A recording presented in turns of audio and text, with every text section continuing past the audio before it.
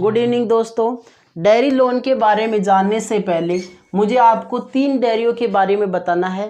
तीनों डेयरियों का दूध मैंने टेस्ट किया है मेरे खुद के एक्सपीरियंस से, उसके बारे में मैं आपको बताता हूं। पहला मैंने अमूल के बारे में, दूसरा मदर डेयरी और तीसरा है सरस। तीनों की अलग अलग विशेषता है। डेयरी के बारे में हम जानें उससे पहले इन 3 डेयरी फेमस डेयरी हैं, इनके बारे में मैं बताता हूँ। अमूल डेयरी, अमूल दूध पीता है इंडिया।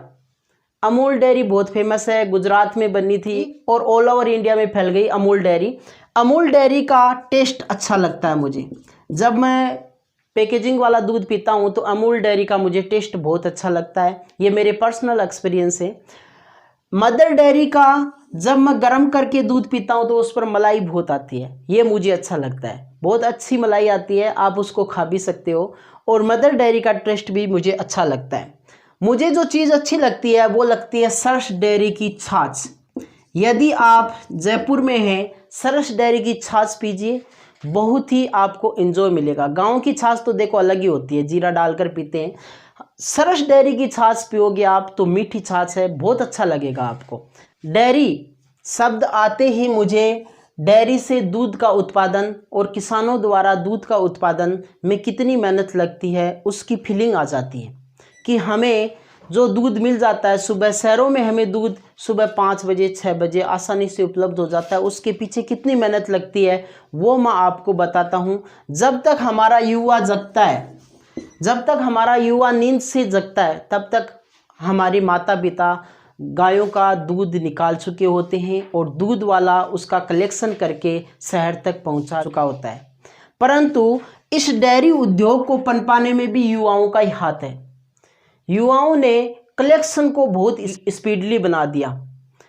पिकअप से दूध लेकर शहर में जाना, रात को 1-1 बजे तक शहर में सप्लाई करना दूध की, ये युवाओं के बिना पॉसिबल नहीं था। हमारे माता पिता को हमें थैंक्स देना चाहिए, क्योंकि दूध के पैसे से बहुत सारे बच्चे पढ़े। माता पिता दूध, मोस्टली माताएं, हमारी माताएं सुबह सुबह दूध निकालती हैं, शाम को भैंस और गाय का दूध निकालती हैं और उसको बेचती हैं। बहुत सारे बच्चे शहर में माता पिता के दूध की कमाई से पढ़े हैं और बहुत ही अच्छी जगह भी पहुंचे हैं। तो हमारे युवा हैं वो दूध की कमाई से आगे बढ़े हैं। डेयरी उद्योग में लोन के बारे में मैं इसलिए आपको बताना चाहता हूं कि डेयरी उद्योग को पनपाने में हमारे माता पिता, किसान माता पिता और युवाओं को मैं थैंक्स देना चाहता हूं, जो गाँवों में लगे हुए हैं। दूध कलेक्शन करने में बहुत मेहनत लगती है।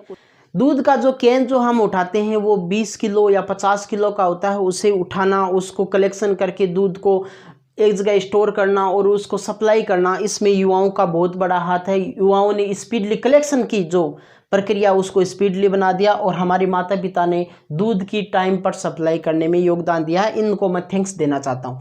दूध उद्योग और पनपे, इसके लिए मैं आपको डेयरी लोन के बारे में बताना चाहता हूँ। लोन की किसी को भी आवश्यकता हो सकती है, इसमें कोई शर्म की चीज़ नहीं होती है। हमें पैसों की आवश्यकता होती है तब हम बैंक से लोन लेते हैं और पैसे ज़्यादा हो जाते हैं तो उसकी हम FD बना देते हैं। तो डेयरी उद्योग स्कीम बहुत सारी हैं। डेयरी उद्योग के लिए बैंक ऑफ बड़ौदा में भी स्कीम है, SBI जो हमारी सबसे बड़ी बैंक है उसमें भी बहुत अच्छी स्कीम है। वीडियो को लास्ट तक देखें, दोनों के बारे में मैं आपको बताऊंगा, SBI की लोन स्कीम के बारे में और बैंक ऑफ बड़ौदा की लोन स्कीम के बारे में, दोनों के बारे में मैं आपको बताऊंगा। पहले हम बैंक ऑफ बड़ौदा की लोन स्कीम के बारे में जानकारी प्राप्त कर लेते हैं। दोस्तों, बैंक ऑफ बड़ौदा में, बैंक ऑफ बड़ौदा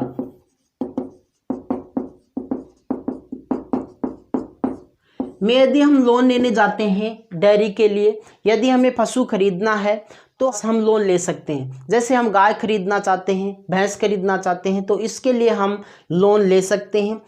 आसानी से लोन मिल जाएगा यदि आपने डॉक्यूमेंट पूरे किए हैं, प्लस आपने प्रोसेस को अच्छी तरीके से समझा है।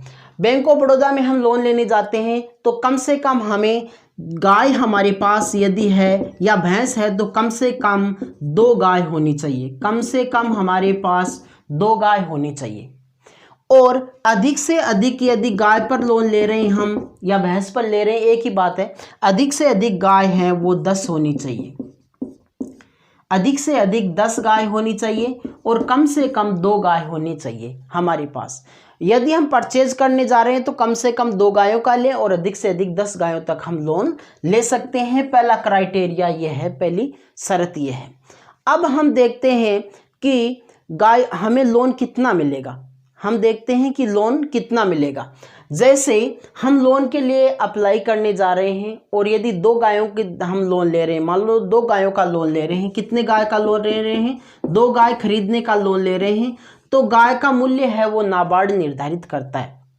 नाबार्ड एक बैंक है जो कि हर जिले में जिसका मुख्यालय है, ब्रांच है, वो निर्धारित करता है कि एक गाय का मूल्य कितना है। हमारे एरिया में लगभग 50,000 रुपये एक गाय के हैं। ठीक है, तो 2 गाय के 50,000 एक गाय के हैं, तो 2 गाय के मिलाकर हमें 1 लाख के लिए मान लो अप्लाई करना है। कितने लाख के लिए अप्लाई करना है? 1 लाख के लिए।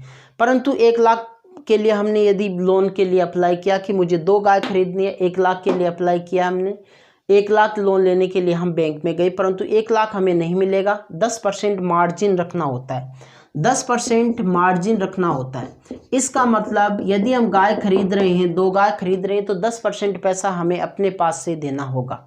10% पैसा हमें अपने पास से देना होगा। हमें लोन कितने का बनेगा?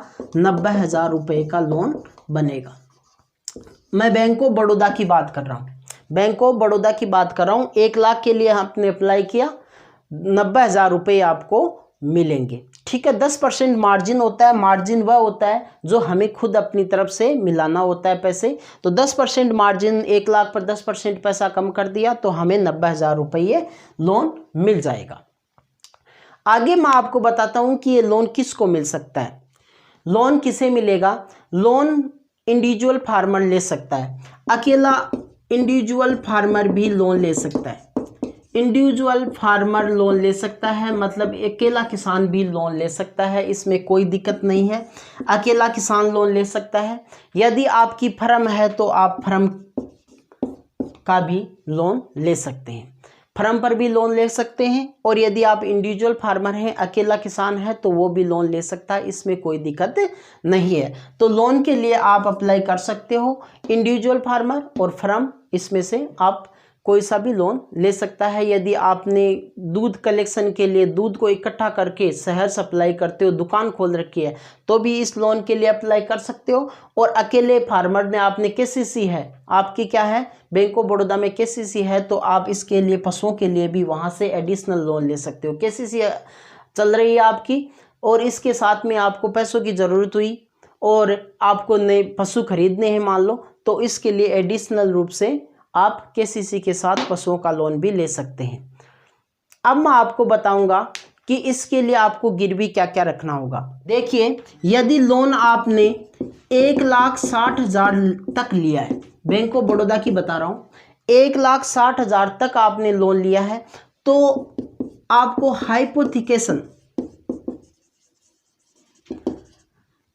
हाइपोथिकेशन ऑफ काऊ, या आपने भैंस पर लिया है तो भैंस। यदि आपने गाय पर लोन लिया तो हाइपोथिकेशन ये होता है दृष्टिबंधक सिक्योरिटी, मतलब आपकी सिक्योरिटी है जो आपने पशु खरीदे हैं उससे काम चल जाएगा, आपको और कोई चीज़ गिरवी रखने की ज़रूरी नहीं है। 1,60,000 तक तो आपकी कोई गिरवी रखने की ज़रूरी नहीं है, एक ही सिक्योरिटी से काम चल जाएगा। और ये हाइपोथिकेशन सिक्योरिटी होती है, मतलब आपने जो पशु खरीदे हैं उसके कुर्की लगा दी जाएगी, वही है वो दृष्टिबंधक सिक्योरिटी कहलाती है। ठीक है, उससे ही काम चल जाएगा कि आपकी गाय है वो गिरवी है, ऐसा है। गायों का, यदि आपने गाय ले रखी है, भैंस खरीदी है, गाय खरीदी है, तो इसका आप बीमा भी कराना न भूलें, इससे बहुत फायदा होता है। आप अपनी गाय और भैंस का बीमा भी करा सकते हैं। तो जब भी आप डेयरी लोन लें, 4-5 पशुओं पर लोन लें या 10 पशुओं पर लोन लें, तो आप गायों का साथ में बीमा करा लें, और वही सिक्योरिटी है। गाय लिया आपने, जो सामान आपने लिया है, जो आपने गुड्स खरीदा है, वही आपकी सिक्योरिटी है 1,60,000 तक। 1,60,000 के बाद में बैंक है आपसे एक्स्ट्रा सिक्योरिटी मांगेगी। आपसे क्या मांगेगी? Extra security मांगेगी। इसे कोलेटरल सिक्योरिटी कहते हैं, कोलेटरल सिक्योरिटी कहते हैं। मतलब जब इससे काम नहीं चले तो आपसे एक्स्ट्रा मांग सकती है। मतलब ये तो गायें तो हैं ही आपकी, गाय आपने खरीद ली, उसको सिक्योरिटी रख दिया, उसको बंधक रख दिया। यहाँ पर 1,60,000 से ज़्यादा लोन ले रहे हैं तो आपको अपनी लैंड सिक्योरिटी में रखनी पड़ सकती है, लैंड के कागज़ देने पड़ेंगे, मतलब आपको अपनी ज़मीन के कागज़ देने पड़ेंगे, ज़मीन के कागज़ या ज़मीन के प्रूफ दिखाना पड़ेगा आपको, वो रखना पड़ेगा बैंक में। ज़मीन का प्रूफ या थर्ड पार्टी का गारंटी देनी पड़ेगी, मतलब दूसरे आदमी की गारंटी देनी पड़ेगी, या फिर क्या देनी पड़ेगी, गारंटी देनी होगी, दूसरे थर्ड पर्सन की गारंटी देनी पड़ेगी। 1,60,000 से ज़्यादा लोन ले रहे हैं, 1,60,000 से आप ज़्यादा लोन ले रहे हैं तो दूसरे आदमी की आपको गारंटी देनी होगी, और ज़मीन के कागज़ भी आपको देने होंगे, जमाबंदी वगैरह बैंक में देनी होगी। एज ए सिक्योरिटी लैंड की सिक्योरिटी रखनी होगी 1,60,000 के बाद में, बैंक ऑफ बड़ौदा के नियम है। अब आपको मैं बताना चाहता हूं कि लोन कितने साल तक दिया जाएगा। इसे बैंक की भाषा में टेन्योर कहते हैं। कितने अवधि के लिए लोन दिया जाएगा? 5 साल की अवधि के लिए आपको लोन दिया जाएगा, और 5 साल की अवधि में आपको लोन को चुकता करना है। आपको लोन को कितनी साल की अवधि में चुकता करना है? डेयरी पर आपने यदि लोन लिया है, 5 लाख का लोन लिया, आपको 5 साल में 6 लाख का लिया, 10 लाख का लिया, 10 लाख तक मिलता है, 5 साल की अवधि में उसे वापस चुकता करना है। अब आपको यहाँ पर एक छूट भी दी जाती है, आपको यहाँ पर एक छूट भी दी जाती है जिसे मोरिटोरियम पीरियड कहते हैं, जिसे मोरिटोरियम पीरियड कहा जाता है। मतलब आपको लोन लेने के 3 महीने तक किस्त में छूट है। लोन लेने के 3 महीने तक आपको किस्त नहीं देनी है, 3 महीने के बाद में किस्त चालू होगी, और 5 साल के अंदर आपको लोन को चुकता करना है। यह आपको ध्यान रखना है। ब्याज है वो लगभग हर बैंक का सेम ही है, लगभग 10% के आसपास ब्याज लगता है इसमें, ठीक है। तो ये 5 साल के अंदर आपको जमा कराना होता है। रीपेमेंट पीरियड 5 ईयर है, 3 महीने के बाद में किस्त आपकी चालू होगी। 3 महीने मोरिटोरियम पीरियड होता है। बैंकिंग की भाषा में मोरिटोरियम का मतलब है आपको 3 महीने तक छूट दी जाती है कि आपको किस्त नहीं जमा करानी, 3 महीने के बाद में चालू होगी, 5 साल के अंदर आपको पूरी जमा करानी है।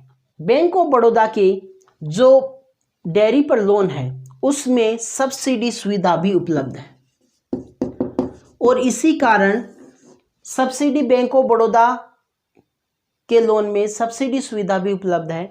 इसी कारण डेयरी लोन लिए जाते हैं बहुत ज़्यादा। ये सब्सिडी 35% तक सब्सिडी है, 35% तक सब्सिडी सुविधा है। बैंक ऑफ बड़ौदा हो चाहे SBI हो, सब्सिडी उपलब्ध है। सब्सिडी 35% तक सब्सिडी है, 35 से 50%, कई बार तो 50% तक छूट हो जाती है लोन में। जो हमने यदि 5 लाख का लिया तो 2.5 लाख की छूट हो जाती है, सब्सिडी मिल जाती है। सब्सिडी नाबार्ड देती है। सब्सिडी कौन देती है? नाबार्ड देती है। नाबार्ड सब्सिडी देती है, और आप सब्सिडी का पता जिला उद्योग केंद्र से कर सकते हैं। यदि आपने पशुओं पर लोन ले रखा है, डेयरी लोन ले रखा है, उसमें आप सब्सिडी का अपना पता लगाना चाहते हैं तो आप जिला उद्योग केंद्र से संपर्क करें, या नाबार्ड के कार्यालय जो हर जिले में होते हैं वहां पर मिले। आपको 35 से 50% तक छूट मिल जाएगी। ये सब्सिडी की छूट होती है जो सभी बैंकों में है, बैंक ऑफ बड़ौदा हो चाहे SBI हो। यदि आपने पशुओं पर लोन ले रखा है तो आपको सब्सिडी मिलने के चांस है। इसके लिए आपको जिला उद्योग केंद्र और नाबार्ड के कार्यालय में संपर्क करना होगा। अब मैं आपको SBI जो हमारा सबसे बड़ा बैंक है उसके डेयरी लोन के बारे में बता रहा हूँ। मैं आपको SBI के डेयरी लोन के बारे में बता रहा हूँ। डेयरी लोन SBI में भी बहुत आसानी से मिल जाता है, और SBI में जो डेयरी लोन है वो प्रधानमंत्री मुद्रा योजना के तहत दिया जाता है। SBI में जो डेयरी लोन है प्रधानमंत्री मुद्रा योजना के तहत दिया जाता है। डेयरी लोन ज़्यादा से ज़्यादा है वो 10 लाख तक SBI में ले सकते हैं। आप ज़्यादा से ज़्यादा 10 लाख तक ले सकते हैं। एसबीआई में जो प्रधानमंत्री मुद्रा योजना के तहत आप डेयरी लोन ले सकते हैं, ज़्यादा से ज़्यादा 10 लाख तक। पशु वही आपको कम से कम पशु है वो 2 हैं और अधिक से अधिक पशु है वो 10 पशु पर आप लोन ले सकते हो एसबीआई में। एसबीआई की जो ब्याज दर है वो भी लगभग 10% के आसपास है, लगभग 10% के आसपास एसबीआई की भी ब्याज दर वही है। एसबीआई यूनिट, डेयरी यूनिट, यदि आपने गांव में डेयरी की दुकान खोल रखी है तो वो डेयरी यूनिट, यदि आपने गांव में फार्म ले रखा है, डेयरी का फार्म ले रखा है, डेयरी की यूनिट खोल रखी है, डेयरी की दुकान खोल रखी है और किसी डेयरी से आप जुड़े हुए हों तो उसके लिए भी एसबीआई लोन देती है। वो फार्म के लिए लोन हो गया, फार्म के लिए भी एसबीआई लोन देती है। मैं इंडिविजुअल की बता देता हूँ आपको। पहले एसबीआई में जो लोन है वो आप यदि डेयरी के लिए लोन लेना चाहते हो तो आप भेड़ और बकरी, गाय, मछली पालन, पोल्ट्री पालन, पोल्ट्री फार्म, मुर्गी पालन, इनके लिए भी लोन आप ले सकते हो। एसबीआई में इसकी सुविधा है। भेड़ पालन, मुर्गी पालन, बकरी, गाय, भैंस, इनके ऊपर आप लोन ले सकते हो। एसबीआई में इसकी सुविधा है। इस लोन में, डेयरी लोन में बकरी और भेड़ के लिए भी लोन मिलता है, इसके लिए भी आप लोन ले सकते हो। एसबीआई में भी आप इंडिविजुअल लोन ले सकते हो, मतलब अकेले किसान है वो इंडिविजुअल खुद स्वयं ले सकता है व्यक्तिगत लोन। व्यक्तिगत मतलब एक ही व्यक्ति लोन ले सकता है। एसबीआई में फर्म लोन ले सकती है, डेयरी लोन, कोई दिक्कत नहीं है। फर्म भी लोन ले सकती है, उसमें कोई दिक्कत नहीं है। और स्वयं सहायता समूह है जो होते हैं, एसएचजी स्वयं सहायता समूह है, भी एसबीआई में लोन ले सकते हैं। एसबीआई में स्वयं सहायता समूह भी लोन ले सकते हैं। स्वयं सहायता समूह 10 या 20 आदमी मिलकर जब ग्रुप बनाकर भी लोन ले सकते हैं।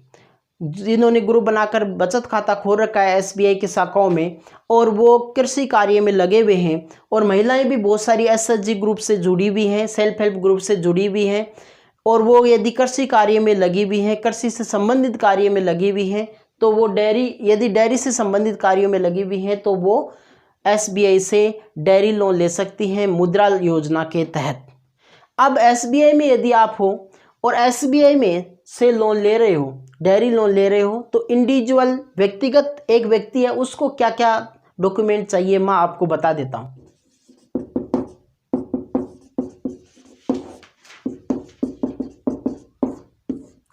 यदि अकेला किसान डेयरी लोन लेना चाहता है तो और पशु खरीदना चाहता है तो उसको अपनी आइडेंटिटी प्रूफ देना होगा। आइडेंटिटी प्रूफ देना होगा। आइडेंटिटी प्रूफ में आधार कार्ड दे सकता है, वोटर आईडी दे सकता है। इंडिविजुअल किसान यदि एसबीआई से डेयरी लोन लेना चाहता है तो उसे आइडेंटिटी प्रूफ में अपना Aadhaar card, voter ID, PAN card, ration card, address proof में देना होगा। दूसरा, आप एड्रेस प्रूफ में राशन कार्ड और आधार कार्ड, वोटर आईडी आप एड्रेस प्रूफ में दे सकते हैं। इसके अलावा आप पैन कार्ड भी दीजिए।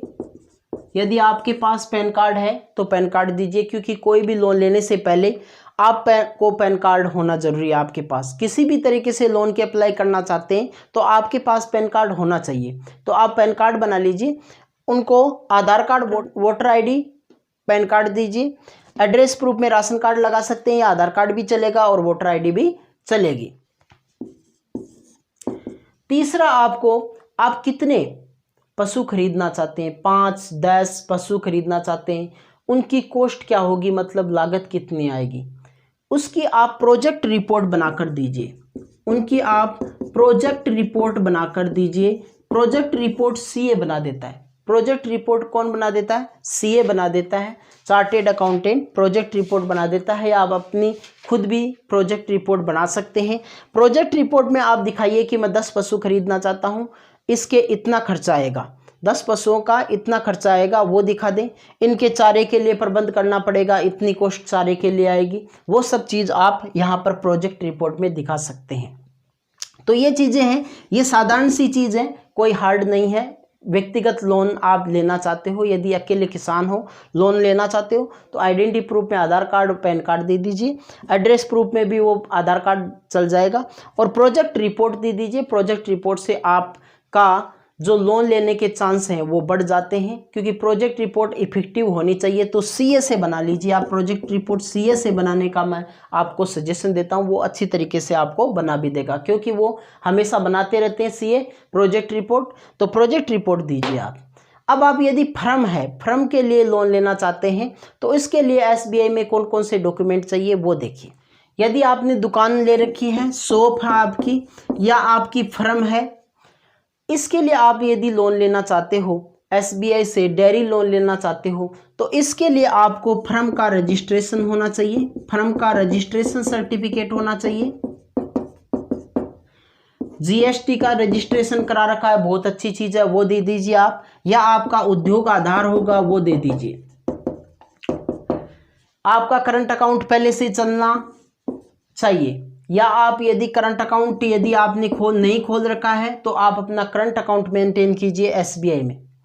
करंट अकाउंट से आपकी ये चीज़ें आपको एसबीआई में ऑलरेडी आपने दे रखी होंगी यदि करंट अकाउंट होगा तो। यदि नहीं है तो आप करंट अकाउंट डेयरी उद्योग का, यदि आपका फर्म है, दुकान है, तो इसका करंट अकाउंट आप एसबीआई में चलाइए। इससे ज़्यादा आपका फेथ बनता है और विश्वास ज़्यादा बढ़ता है बैंक में, और लोन लेने के चांस भी आपके बढ़ते हैं। तो आपको फर्म का रजिस्ट्रेशन, जीएसटी, उद्योग आधार आदि देना पड़ेगा। नंबर दूसरी चीज़, यदि आप फर्म के लिए लोन लेना चाहते हो तो फर्म का पैन कार्ड भी आप बना लीजिए, वो दे दीजिए। आपको बैलेंस शीट देनी होगी, ये सीए देगा। आपको 2 ईयर की बैलेंस शीट देनी होगी। 2 साल की आपको प्रॉफिट एंड लॉस अकाउंट भी देना होगा, ये सीए देता है। आपके पास आईटीआर है तो 2 साल की आईटीआर भी दे दीजिए आप, यदि आपका बिजनेस पहले से चल रहा है उसके लिए बता रहा हूँ। एसबीआई में यदि आपका बिजनेस पहले से चल रहा है तो आईटीआर दे दीजिए, बैलेंस शीट दे दीजिए, फर्म का पैन कार्ड दे दीजिए और फर्म का रजिस्ट्रेशन का सर्टिफिकेट दे दीजिए। इसके अलावा आपको प्रोजेक्ट रिपोर्ट तो बनानी पड़ेगी। आप क्या क्या सामान खरीद रहे हो वो आपको प्रोजेक्ट रिपोर्ट देनी होगी, और कितना आपका खर्चा होगा, कहाँ से आप मशीनरी खरीदोगे, वो प्रोजेक्ट रिपोर्ट पूरी की पूरी आपको बनाकर सीए देगा। और सीए से इसके लिए हेल्प लेनी चाहिए, प्रॉफिट एंड लॉस वगैरह के लिए भी सीए से हेल्प लेनी चाहिए। ये सब डॉक्यूमेंट एक फर्म और एक दुकान के लिए हैं। ये सब डॉक्यूमेंट आपको देना होगा यदि आप एसबीआई से डेयरी लोन लेना चाहते हो तो। यदि आप आपकी फर्म या दुकान किसी डेयरी से जुड़ी हुई है, जैसे अमूल डेयरी से जुड़ी हुई है, तो वहाँ से आपको रजिस्ट्रेशन सर्टिफिकेट मिला होगा, वो आप रजिस्ट्रेशन सर्टिफिकेट साथ में लगा दें कि इस यूनिट से हम जुड़े हुए हैं, अमूल डेयरी से जुड़े हुए हैं या मदर डेयरी से जुड़े हुए हैं, तो वहाँ से भी आपको सर्टिफिकेट वगैरह मिला हुआ है, तो वो भी आप साथ में लगा दें, तो इससे आपका अंडरटेकिंग अच्छी हो जाएगी। ये चीज़ है। आप अपने बैलेंस शीट यदि आपने 2 ईयर की बना दी, आगे आने वाले सालों की भी प्रोजेक्टेड बैलेंस शीट होती है, मतलब इतना खर्चा होगा और इतना लाभ हो सकता है, इतनी बिक्री होगी, तो ये होती है प्रोजेक्टेड बैलेंस शीट। तो आगे आने वाले 2 सालों की प्रोजेक्टेड बैलेंस शीट भी आप दे सकते हो। आईटीआर आपकी भर रखी है तो वो आईटीआर आप लगाइए, इससे ये चीज़ें आपकी लोन लेने की संभावनाएं बढ़ जाएंगी। ऐसे ही लोन संबंधी जानकारी लेने के लिए और अदर बैंकिंग संबंधी जानकारी लेने के लिए हमारे चैनल को सब्सक्राइब करें। थैंक्स।